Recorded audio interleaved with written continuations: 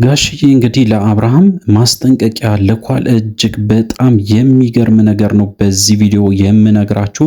እጅግ በጣም ከባድ የሆነ ነገርም ተፈጥሯል። ምንድነው? እያንዳንዱን ነገር በዚህ ቪዲዮ በደንብ አድርጌ እነግራችኋለሁ። እሱ ብቻ አይደለም እንግዲህ ሩታም የራሷን መልስ ሰጥታለች። ሄርሜላም እንግዲህ የያዘችው አቋም በደንብ አድርጋ አጠናክራ ቀጥላለች። ሩታ በተለይ የተናገረችው ትልቅ ነገር አለ። ስለሱ ጉዳይም በደንብ አድርጌ እነግራችኋለሁ። ስለዚህ እንግዲህ ለዚህ ቻናል አዲስ ከሆናችሁ ከወዲሁ ሰብስክራይብ ማድረግ እንዳይረሳ። አዲስ ካልሆናችሁ እንደተለመደው ቪዲዮአችን ላይ ካርጉ ሐሳብ አስተያየታችሁን ኮሜንት ስራ አስቀምጡልን። ወደ ጉዳያችን እንግዲህ ከሰሞኑ እጅግ በጣም ብዙ መነጋገሪያ ነገሮች ሲፈጠሩ ነበረ። በተለይ እንግዲህ አብርሃም ከሄርሜላ ጋር ተመልሷል። በተለይ ፍቅራቸውን በደንብ አድርጎ እያጣጣሙ እንደሆነና በተለይ ሄርሜላ ደግሞ አብርሃምን ማግባት እንደምትፈልግ ከሱ ጋር መኖር እንደምትፈልግም ጭምር ስትናገር ነበረ። በሌላ በኩል ደግሞ ሩታ ካሁን በኋላ ሁሉም ነገር አብቅቷል፣ ካሁን በኋላ አብርሃምና ሩታ የሚባሉ ሰዎች የሉም፣ የራሴን ህይወት በራሴ መንገድ እጀምራለሁ፣ ስለዚህ እንግዲህ ከእናንተ ጋር ሆኜ ሁሉም ነገር እጋፈጣለሁ ብላ ተናግራለች። የውጭ ሀገር ጉዞዋንም ጭምር እንግዲህ ያው ለመተው እንዳሰበችና እዚህ ሆና ነገሮችን ለማስተካከልም እያሰበች እንደሆነ ጭምር ስትናገር ነበረ። እሱ ብቻ አይደለም እንግዲህ በተለይ አብርሃምን የሚደግፉ እኔን በጭራሽ የሚቃወሙ ሰዎችን በዝተዋል። እነሱን በጭራሽ አልፈልግም። ካሁን በኋላ እኔን የሚወዱኝ እኔን የሚከተሉኝ የኔን ባህሪ ወዶ ወይም ደግሞ የኔን ስነ ስርዓት ተመልክቶ ከኔ ጋራ አብሮ መቀጠል የሚፈልጉ ሰዎችን ብቻ ከነሱ ጋራ ቤተሰብ ሁኜ መኖር እፈልጋለሁ። ለሱም እንግዲህ የራሴ የሆነ ቪዲዮዎችንም መስራት እቀጥላለሁ። ለዛም እንግዲህ ራሴን አዘጋጅቻለሁ። ካሁን በኋላ አብርሃም ብሎ ነገር የለም።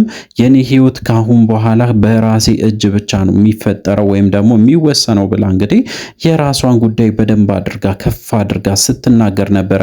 እንግዲህ ሩታ ያ ነገር እንግዲህ በተለይ ኮንፊደንሷ እጅግ በጣም ብዙ ሰዎችን አስገርሟል። በጣም ብዙ ሰዎችም እየደገፏት ይገኛሉ። በጣም ደስተኛም ሆኗል ማለት ይቻላል።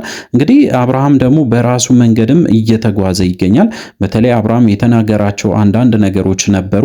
እጅግ በጣም በሚያሳፍር ሁኔታ ከጠላቴ ጋር እስከዛሬ ድረስ ኖር ያለው ካሁን በኋላ ግን ውድቀቴን የምትመኝ ወይም ደግሞ መውደቄን የምትመኝ ሴት ጋራ በጭራሽ መቀጠል ስለማልፈልግ እንግዲህ የራሴን ህይወት እቀጥላለሁ ብሎ እንግዲህ ሩታን በግልጽ ሲናገራት ነበረ። እሱ ብቻ አይደለም፣ እጅግ በጣም አነጋጋሪው ደግሞ ጋሽዬ እጅግ በጣም ትልቅ ማስጠንቀቂያ ለአብርሃም ተልኳል ማለት ነው። አብርሃም እንግዲህ ያው በተለይ በጣም ብዙ ጊዜ ማለት ይቻላል ከጋሽዬ ጋር ሲጣሉ ነበረ። ምክንያቱ ደግሞ እንግዲህ ያው ጋሽዬ በደንብ አድርጎ በግልጽ ሲናገሩ ነበረ አብርሃም ልጅ እንደሆነ ኢቭን እንግዲህ ነገሮችን ማገናዘብና ነገሮችን ማስተካከል እንደማይችልና ደካማ የሆነ ሰው እንደሆነ ጭምር በደንብ አድርጎ በግልጽ ሲናገሩ ስለነበረ ጋሽዬ ያንን ነገር እንግዲህ በደንብ ስለሚናገሩ እውነታውን ስለሚያወጡ አብርሃም ይህንን ነገር ፍራቻ ወይም ደግሞ የነሱን ንግግር ፍራቻ ከነሱ ርቆ እንደነበረ ሁላችንም እናስታውሳለን። እንግዲህ ጋሽዬ አጭር መልእክት ነው የላኩት፣ በተለይ ለአብርሃም እንደ ማስጠንቀቂያም ጭምር ነው። ይሄ እንግዲህ ከቤተሰብ ያፈነገጠ ተግባር ነው። የምታደርገው ነገሮች እያንዳንዱ ካሁን በኋላ የምታደርገውን ነገር ካላቆምክ የቤተሰብና የአንተ ጉዳይ የሚያበቃለት ይሆናል። ከአንተ ምንድን ነው የሚማሩት ተመልካቾች፣ በተለይ የአንተ ተመልካቾች የሆኑት ከአንተ ምን አይነት ህይወት እየተማሩ ነው? ምንስ እያደረክ ነው? ለምንድን ነው ወደ ራስ ማትመለሰው? ብሎ እንግዲህ ጋሽዬ በደንብ አድርጎ በማስጠንቀቂያ አሳስቦታል ማለት ነው። በተለይ አብርሃምን እንግዲህ ሲናገሩት በተለይ እንግዲህ የሌሎቹን ፍቅር እንደ ማስታወሻ ወይም ደግሞ እንደ ትምህርት እንኳን ለምን አልወሰድክም? በተለይ ሳይጋቡ ወይም ደግሞ ፍቅራቸው እንኳን እንግዲህ በደንብ ሳይጸና በደንብ በፍቅር ግን አብሮ ያሉትን ሰዎችም አሉ። እነሱን እንኳን እንዴት ከነሱ አንድ ትምህርት መውሰድ አቃተ? በተለይ እነ ብሩክና እነ ሃይሚ እጅግ በጣም ወንድሞች ናቸው። ብዙ ነገሮችን ካንተ ጋራ አሳልፏል።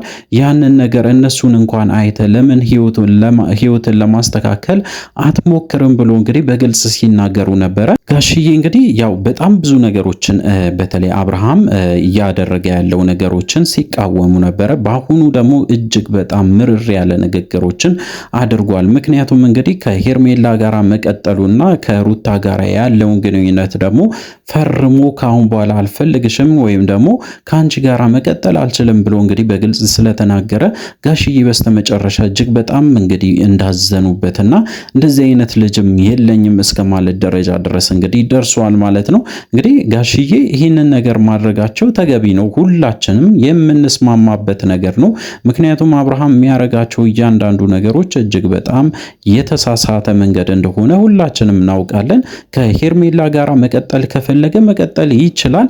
ነገር ግን ነገሮችን ካስተካከለ በኋላ ከሩታ ጋር ያለውን ግንኙነትም አቋርጦ ሁሉም ነገሮች እንግዲህ በፍርድ ቤት ተወስኖ የፍቺ ወረቀታቸውም ከተቀደደ በኋላ ሁሉም ወይም ደግሞ የጋብቻ ሁኔታቸው ወደ ፍቺ ካመራ በኋላ ሁሉም ነገር ከተስተካከለና ሹካና ማንኪያ ሳይቀር እንግዲህ ንብረታቸውን ከተከፋፈሉ በኋላ ነገሮችን ወደዛ ቢሄድ ወይም ደግሞ እንግዲህ ወደ ሄርሜላ ከሄደ ምንም ምን ማለት አይደለም። ምክንያቱም ሰውየው እንግዲህ በተለይ አብርሃም መኖር ስላለበት ህይወቱ መቀጠል ስላለበት ከሄርሜላ ጋር ቢቀጥልም ኖርማል ይሆናል። አሁን ላይ ግን እጅግ በጣም እንደፈጠነ ጭምር ነው እንግዲህ ጋሽዬ በጣም የተናገሩት። በተለይ እንግዲህ ለሩታ ቤተሰቦች ክብር የለክም እንዴ እስከ ማለት ደረጃ ድረስ ደርሷል። ምክንያቱም በተደጋጋሚ የምታሳያቸው ነገሮች የሩታን ቤተሰቦችን እጅግ በጣም እያሳዘነ ይገኛል። አንተ ትልቅ ሰው አይደለክም ወይ እስከ ማለት ደረጃ ድረስ ደርሶ ነበሩ። ከዚህ በፊትም እንግዲህ ይህንን ቃል ለመጀመሪያ ጊዜ ሳይሆን በተደጋጋሚ አብርሃምን ሲሉት ነበረ። አብርሃም ሕፃን ነው፣ አብርሃም ምንም ማገናዘብ አይችልም፣ አብርሃም የሚያደርጋቸው ነገሮችን እያንዳንዱ ነገር ማለት ይቻላል የሕፃን ስራ ነው፣ በጣም አልበሰለም፣ ብስለት ይቀረዋል፣ በጣም ጥሬ ነው ብሎ እንግዲህ በደንብ ሲናገሩ ሁላችንም እናስታውሳለን።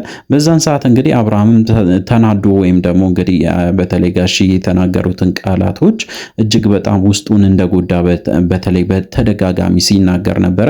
ከዛ በኋላም እንግዲህ ወደ ቤተሰብ ሄዶ አያውቅም። ወደ ጋሽዬ ቤትም እንግዲህ ወይም ደግሞ የራሷቸው ቤቶችም እንግዲህ ቤትም እንግዲህ ሄዶ አያውቅም። ምክንያቱ ደግሞ እንግዲህ በጣም ስላዘነባቸው እነሱም ካገኘም እጅግ በጣም ብዙ ጭቅጭቅ ስለሚፈጠር እሱም ፍራቻ ወይም ደግሞ እንግዲህ እሱን ለመሸሽ ብሎ ብዙ ጊዜ ማለት ይቻላል እነ ጋሽዬን ተደብቆ ያው አንዳንድ ቦታዎችን ሄዶ ወደ ቡታጅራ ከሄደም አንዳንድ ጓደኞቹን አግኝቶ በስተመጨረሻ እንግዲህ ወደ ቤቱ እየተመለሰ ይገኛል ማለት ነው።